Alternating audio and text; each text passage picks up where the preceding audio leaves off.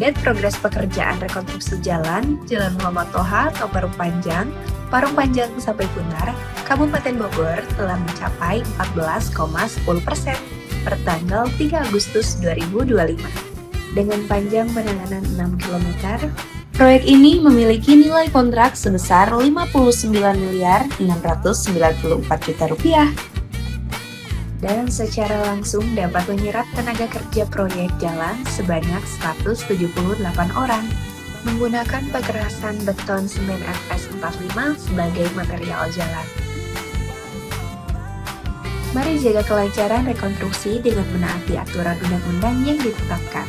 Bila nanti kalau sudah licin, mari gunakan jalan raya dengan kendaraan sesuai kapasitas dan ketentuan yang sudah diatur dalam undang-undang yang berlaku.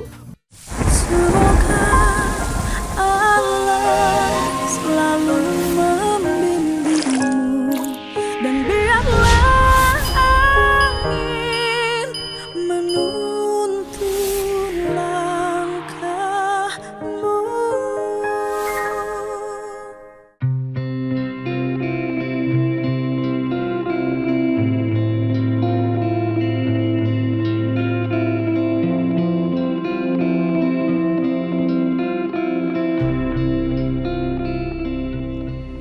Mengheningkan Cipta dipimpin oleh Inspektur Upacara.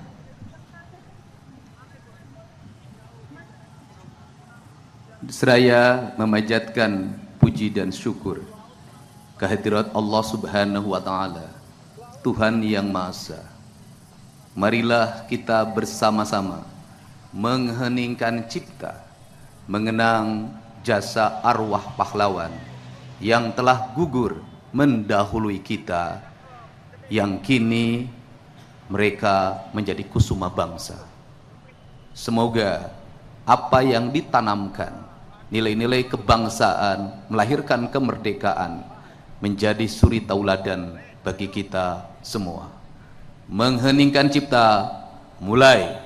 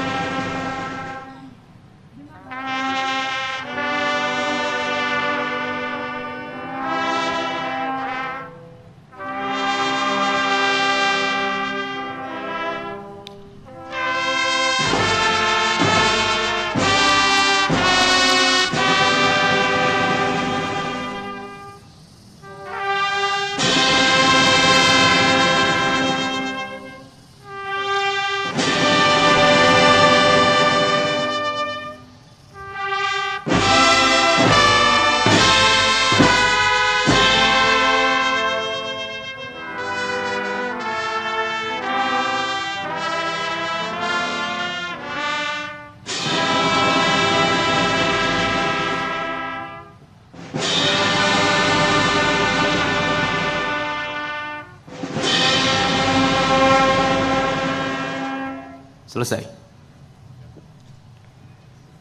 Pembacaan naskah Pancasila oleh Kepala Kejaksaan Tinggi Jawa Barat.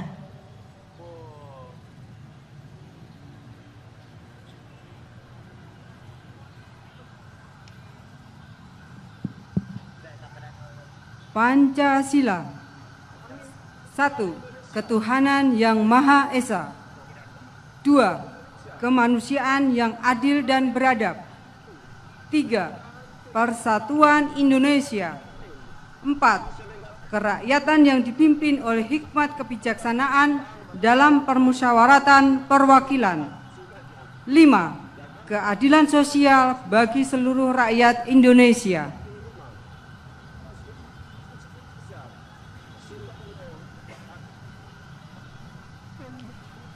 Pembacaan naskah pembukaan Undang-Undang Dasar Negara Republik Indonesia tahun 1945 oleh Kepala Kepolisian Daerah Jawa Barat. Undang-Undang Dasar Negara Republik Indonesia tahun 1945. Pembukaan bahwa sesungguhnya kemerdekaan itu ialah hak segala bangsa, dan oleh sebab itu maka penjajahan di atas dunia harus dihapuskan karena tidak sesuai dengan pri kemanusiaan dan pri keadilan. Dan perjuangan pergerakan kemerdekaan Indonesia telah sampailah kepada saat yang berbahagia dengan selamat sentosa menghantarkan rakyat Indonesia ke depan pintu gerbang kemerdekaan negara Indonesia yang merdeka, bersatu, berdaulat, adil dan makmur. Atas berkat rahmat Allah yang Maha Kuasa dan dengan didorong oleh keinginan luhur supaya berkehidupan kebangsaan yang bebas, maka rakyat Indonesia menyatakan dengan ini kemerdekaannya. Kemudian daripada itu, untuk membentuk suatu pemerintah negara Indonesia yang melindungi segenap bangsa Indonesia dan seluruh tumpah darah Indonesia, dan untuk memajukan kesejahteraan umum, mencerdaskan kehidupan bangsa, dan ikut melaksanakan ketertiban dunia yang berdasarkan kepada kemerdekaan, perdamaian abadi, dan keadilan sosial, maka disusunlah kemerdekaan kebangsaan Indonesia itu dalam suatu Undang-Undang Dasar Negara Indonesia yang terbentuk dalam satu susunan negara Republik Indonesia yang berkedaulatan rakyat dengan berdasarkan kepada ketuhanan yang Maha Esa, kemanusiaan yang adil dan beradab, persatuan Indonesia, dan kerakyatan yang dipimpin oleh hikmat kebijaksanaan dalam permusyawaratan perwakilan, serta dengan mewujudkan suatu keadilan sosial bagi seluruh rakyat Indonesia.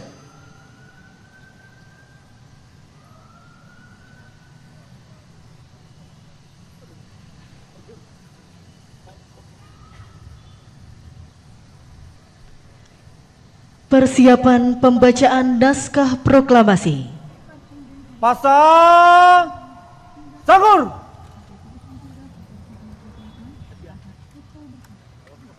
Hah?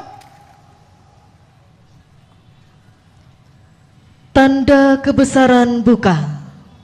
Hormat senjata.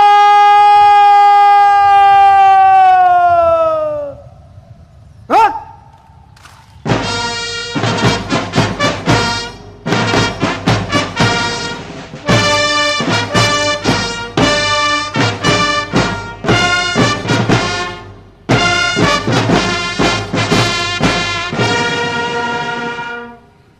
Tegak senjata. Hah? Pembacaan naskah proklamasi kemerdekaan Republik Indonesia oleh Ketua Dewan Perwakilan Rakyat Daerah Provinsi Jawa Barat.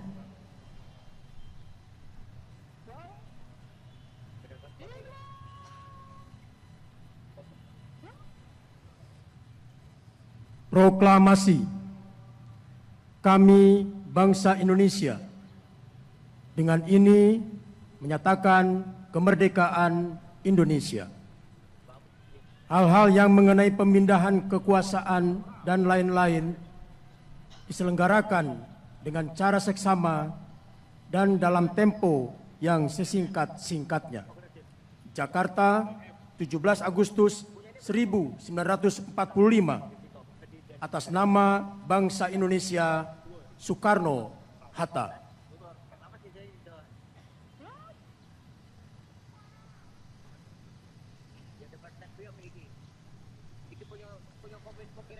Tanda kebesaran tutup. Hormat senjata! Rat!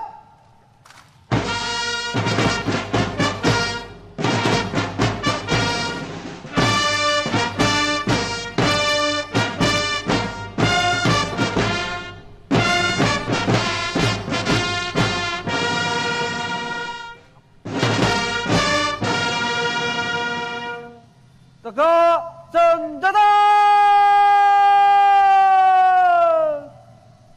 Rat!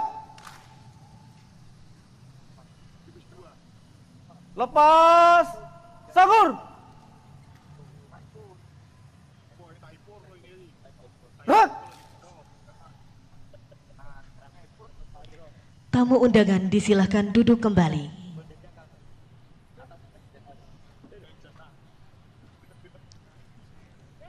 Amanat Inspektur Upacara, pasukan diistirahatkan. Pasukan diistirahatkan. Untuk perhatian. Istirahat di tempat. Rat! Assalamualaikum warahmatullahi wabarakatuh. Sampurasun. Yang saya hormati Wakil Gubernur Jawa Barat, yang saya hormati Ketua DPRD Provinsi Jawa Barat, Kapolda Jawa Barat, Kepala Kejaksaan Tinggi Jawa Barat, yang mewakili Pangdam 3 Siliwangi, Ketua Pengadilan Tinggi Jawa Barat, Ketua Pengadilan Tinggi Agama Jawa Barat,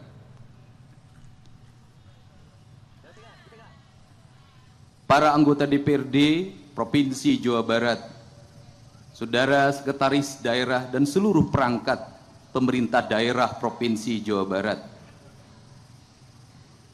Yang saya hormati kasepuhan tokoh masyarakat Jawa Barat, Cipopong Oce Junjunan, Bapak Ahmad Heriawan, Bapak Iwa Kartiwa, Ibu Wawan Ridwan, Ibu Tuti Setia Hidayat, Ibu Emi Suryaman, seluruh pimpinan tinggi, para pejabat baik sipil maupun TNI di seluruh wilayah Provinsi Jawa Barat. Sebelum kita memulai mendengarkan sambutan apa yang saya sampaikan, kita menyampaikan doa atas meninggalnya Ibu Solihin GP. Semoga almarhumah mendapat tempat yang mulia, diterima iman Islamnya, diampuni segala dosanya, dan mendapat tempat yang layak di sisi Allah Subhanahu wa Ta'ala dengan bacakan surat Al-Fatihah.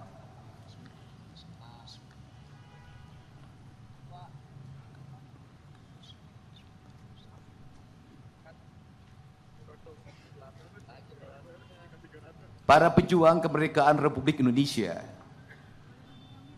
keluarga besar Purna Paskibraka, keluarga atau orang tua dari pengibar bendera pusaka yang telah menyelesaikan tugasnya dengan baik, dan sebagai bentuk apresiasi saya memberikan bonus 150 juta untuk seluruh pasukan pengibar bendera pusaka.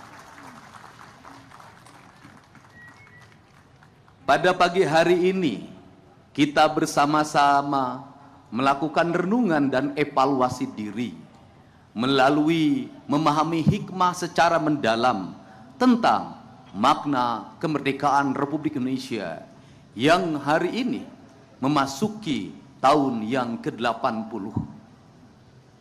Seluruh jajaran peserta upacara dari seluruh korps TNI Angkatan Darat, Angkatan Laut, Angkatan Udara, Kepolisian, dan juga ada barisan pasukan yang baru selesai mengikuti pendidikan Pancawaluya di Korps Marinir Cilandak, Jakarta, yang berbaris dengan rapi, memperlihatkan kesetiaan dan menunjukkan pada semua bahwa aku adalah anak Indonesia, kalau diberi kesempatan, kalau diberi pendidikan, aku setara dengan yang lain. Kemerdekaan adalah membebaskan. Membebaskan yang diinginkan adalah ada 4 hal yang menjadi komponen pembebasan kita. Kita harus terbebas atas hak, atas kepemilikan tanah kita. Kita harus terbebas untuk menghirup udara yang bersih dalam setiap hari. Kita harus terbebas untuk menikmati matahari dalam setiap waktu. Kita harus terbebas dalam kehidupan untuk menikmati air yang merdeka, menjadi kekayaan alam yang bisa dinikmati untuk semua tanpa harus berbiaya. Seluruh kemerdekaan itu ada dalam pikiran dan rencana para pejuang kemerdekaan Republik Indonesia. Ada dalam pikiran dan gagasannya Bung Karno dan Bung Hatta. Ada dalam gagasan pikirannya Supomo. Ada dalam gagasan pikirannya Syahrir. Dan ada dalam gagasan pikiran seluruh para pendiri bangsa Indonesia. Seluruh para pendiri bangsa mencita-citakan bahwa kita suatu saat akan memajukan kesejahteraan umum, mencerdaskan kehidupan bangsa, dan ikut melaksanakan ketertiban dunia yang berdasarkan kemerdekaan, perdamaian abadi, dan keadilan sosial. Bahwa kita akan menjadi bangsa yang berdiri di terdepan dalam sejarah kebangsaan kita, dalam percaturan dunia, manakala kita sudah mampu memerdekakan rakyat kita, memajukan rakyat kita, mencerdaskan kehidupan rakyat kita, memajukan kesejahteraan umum kita, maka pondasi yang harus dibangun oleh seluruh stakeholder, jajaran pemerintahan yang tertata di Provinsi Jawa Barat sampai tingkat desa, RT dan RW, mengembalikan kembali pesan sejarah kita bahwa bangsa kita harus memiliki hak atas kepemilikan tanah, bahwa bangsa kita harus mendapatkan air yang bersih, bahwa bangsa kita harus menikmati udara yang bersih, bahwa bangsa kita harus bisa menikmati dalam matahari dalam setiap waktu. Karena itulah spirit berdirinya sebuah bangsa, dan itulah prasyarat kedaulatan sebuah bangsa. Relung keadilan itu harus dibangun dalam sistematika berpikir strategik yang dinamakan pembangunan. Maka pembangunan harus diarahkan secara paripurna untuk sebesar-besarnya kepentingan rakyat. Saya tekankan sekali lagi bahwa pembangunan harus diarahkan secara paripurna untuk sebesar-besarnya kepentingan rakyat.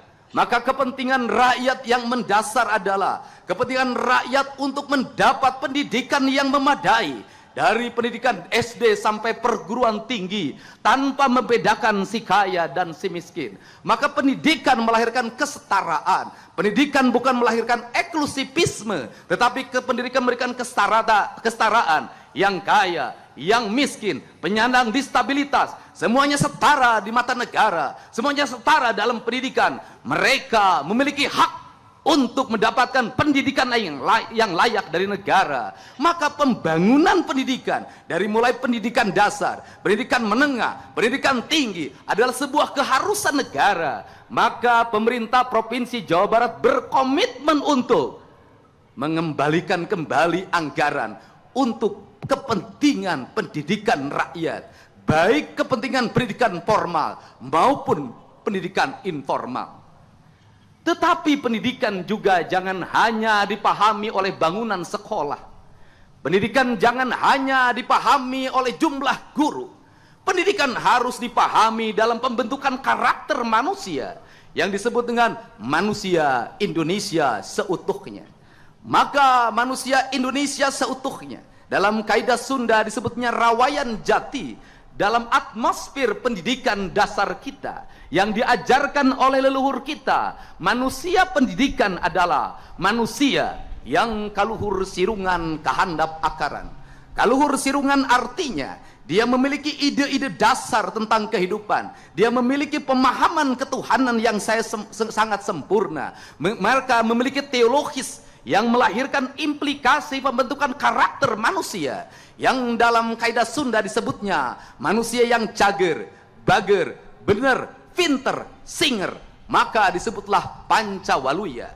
maka Pancawalui harus dibangun melalui gerbang atau pintu. Maka pintu harus dibangun dalam berbentuk kegiatan teknis, baik diatur dalam undang-undang, diatur dalam peraturan pemerintah, diatur dengan Kepres, diatur dengan surat keputusan menteri, peraturan daerah, peraturan gubernur, surat keputusan gubernur, surat edaran, sampai pada tingkat kabupaten kota. Maka seluruh pendidikan dasarnya harus diarahkan pada arah yang sama, bahwa anak-anak Jawa Barat adalah anak-anak yang cager. Kalau ingin anak-anak yang cager, maka konsumsi material makanan anak-anak kita harus bergizi, harus bernutrisi, harus mendapatkan air yang bersih dalam setiap waktu, agar lahir masyarakat cager. Maka masyarakat cager, guru harus mengontrol apa yang dikonsumsi oleh anak-anak kita. Orang tua harus bisa mengendalikan apa yang dikonsumsi anak-anak kita.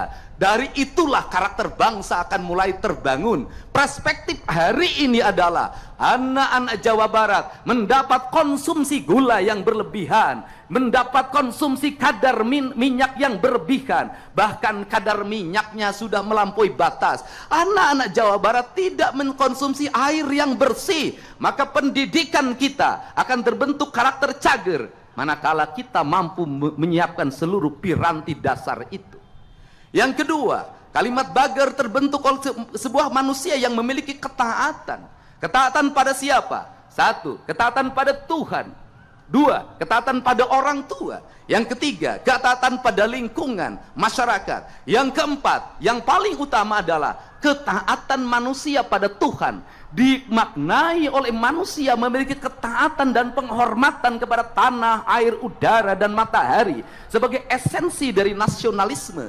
Maka dari itu dilahirkanlah gerakan pemerintah harus mengembalikan kembali tata ruang secara benar. Gunung harus berfungsi sebagai gunung, air harus berfungsi sebagai air, sungai harus berfungsi sebagai sungai, danau harus berfungsi sebagai danau, muara harus berfungsi sebagai muara, laut harus berfungsi sebagai laut. Proporsional itu harus dikembangkan dalam sebuah tata ruang yang memadai, tata bangunan yang memadai, tata lingkungan yang memadai. Maka pemerintah daerah Provinsi Jawa Barat secara tegas akan melakukan perubahan yang radikal terhadap berbagai bentuk penyimpangan lingkungan yang bertentangan dengan sendi-sendi kemerdekaan, yang bertentangan dengan prinsip-prinsip kebangsaan, yang bertentangan dengan kedaulatan, yang bertentangan dengan keadilan sosial. Untuk itu rasa adil harus tercipta bagi siapapun, baik yang besar maupun yang kecil, tua dan muda, laki-laki dan perempuan, memiliki kehadiran yang sama tanpa membedakan gender dan unsur-unsur lainnya yang bersifat strata sosial. Maka inilah cita-cita kebangsaan. Kemudian yang ketiga, benar artinya dipahami sebagai sikap transparan dan terbuka, di mana pemimpin yang benar adalah pemimpin yang terbuka terhadap apa yang dilakukan, benar transparan dalam pengelolaan anggaran, benar dalam perencanaan, benar dalam pelaksanaan, benar dalam evaluasi. Maka pembangunan dipahami bukan hanya sebagai output, tetapi juga outcome, benefit bagi kepentingan rakyat. Maka rencana pembangunan harus diarahkan. Apakah sebuah kegiatan ini memiliki makna bagi stimulus ekonomi, memiliki makna bagi keadilan, memiliki makna bagi perubahan. Maka komponen itu tidak boleh menjadi komponen aksesoris yang harus terbuka, di mana masyarakat bisa mengaksesnya langsung terhadap pemerintah. Kerangka berpikir material digital adalah bukan kerangka aksesoris, tetapi kerangka transparansi di era digital yang harus dilakukan oleh kita bersama.